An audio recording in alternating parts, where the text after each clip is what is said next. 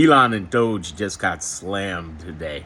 Basically, there was a ruling that they have to reverse the USAID things that they've done and go right back, and they can't make any future changes without express permission by an official, legal official from USAID.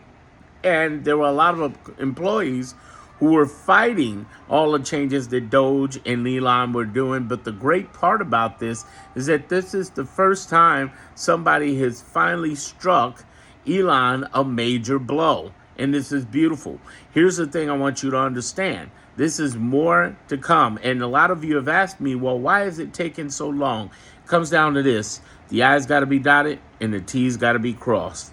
Because when they put a judgment on something, they want it to stand. They want it to stand strong against the appeals court and the Supreme Court. That's why many of these judgments you're seeing are taking so long. We don't want our courts to be fast, and we don't want any kind of our government to be fast.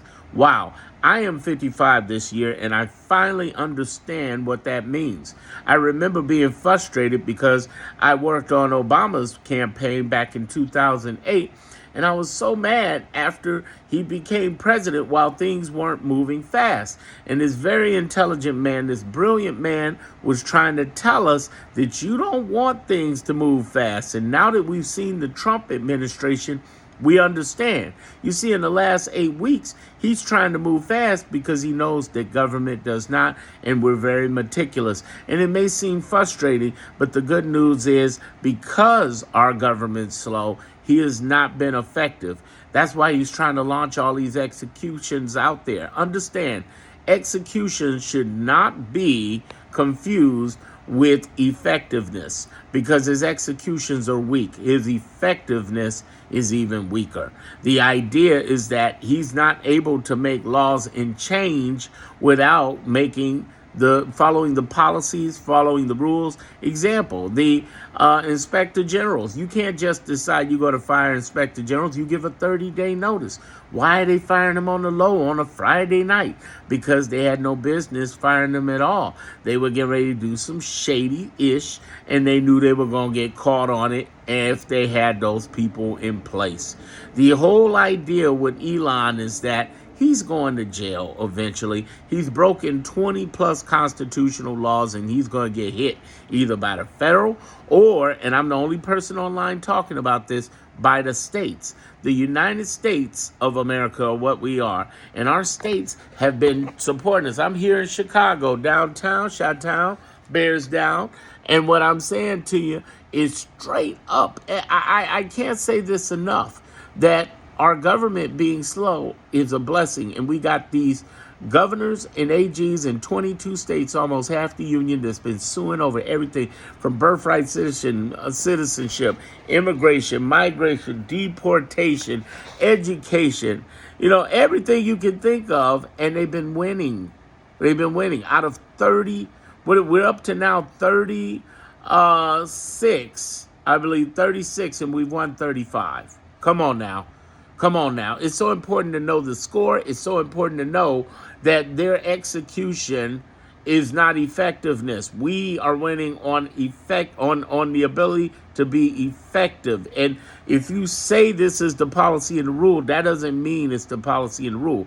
Our rule of law is the Constitution. We are decentralized government. We got 3 branches of government. So the judicial branch is just as strong as the other 2 branches. You can't come in and decide to do what you want and say it's law because you say it's law. And they're trying, but let me tell you, they're going down. They haven't figured this out. They're playing checkers in a world of chess. Because the problem is, you can say whatever you want as Donald Trump, as J.D. Vance, but who's going to hit the chopping block who breaks the law? It's going to be U.S. attorneys. They're on the front line. And if you say, well, the U.S. Marshals are, paying bondis over them. No, not really. I'm going to bring you back to the Constitution, and I'm going to tell you what actual U.S. Marshals have said. They follow the Constitution. Sure, some of them are pro-Trump, others are anti-Trump. But there's the third group, and you've seen this in your own life with every level of cop, whether it be a local police, a state police, or federal police in any agency. There are three types of cops in this political situation: pro-Trump, anti-Trump, and then there's those Dudley do-right people who don't care. They're going to follow the rule of law. Here's the other reason to understand that. If they don't follow the rule of law, then they're held in contempt. They lose their job. They go to jail. Now, Trump could pardon him, but as I say this repeatedly, he could pardon him, but they're over as law officers. They've lost their license. And as far as attorneys, woo, it could be worse. Remember, I told you 35 rulings that have happened.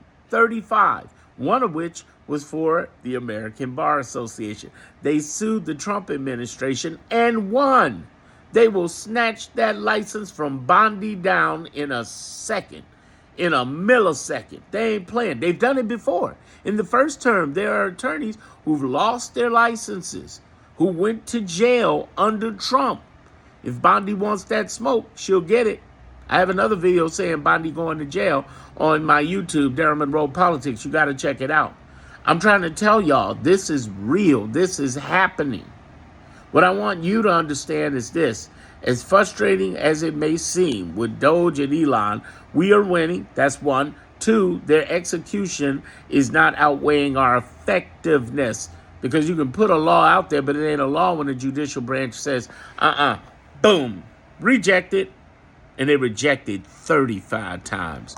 And Elon just got rejected for the first time on USAID, and there's going to be more to come. We got a lawsuit, 14 states, including here in Chicago, well, here in Illinois, that are suing the Trump administration to have Elon removed from power. And they got a darn good shot at this. How do we know? Because even the DOJ and the rest of them are in trouble. They know they're in trouble. They signed an affidavit, y'all, weeks ago, saying that Elon Musk is not head of Doge. Yet they got the paperwork on the White House, paperwork in GOP, and some idiot during the State of the Union had him stand up and say he's head of Doge. We winning. Have I earned your subscription? If you're on YouTube, subscribe. If you're on TikTok, follow me, and then go over to YouTube, Darren Monroe Politics, and subscribe. If you're on Instagram, get over there, follow me there, and then get on YouTube, because YouTube I get a chance to say a lot more. Darren Monroe Politics, and subscribe. If you're on any of the other channels, any other social media, get to Darren Monroe Politics and subscribe. And then look at my playlist. I got some stuff I'm saying nobody else is talking about. They're not talking about the score. They're not talking about execution versus effectiveness. They're not talking about what happens if we get to the extremes with constitutional crisis. Everybody's just running around saying constitutional crisis. Right, but what does that really mean? Who's coming? Bad boys, bad boys. What you gonna do? What they gonna do? There's going to be very little happening here. And don't assume that because Pam Body's over DOJ that the marshals are not going to do what the federal judges say. And one last thing about that. If they listen to the federal judges, they might lose their job, but they'll get it back. How do we know? Because everybody else got their job back. The inspector generals, the FBI, the CIA, okay? Homeland Security, Department of Defense. Last week, we had a judge who brought back 25,000 jobs. Hello. So they ain't worried about that, and they don't lose their license or their freedom following a federal judge. So they might fire them, but they'll have their job back because, as you see, Trump administration don't know how to fire anybody. Have I earned your subscription? If so, follow me here.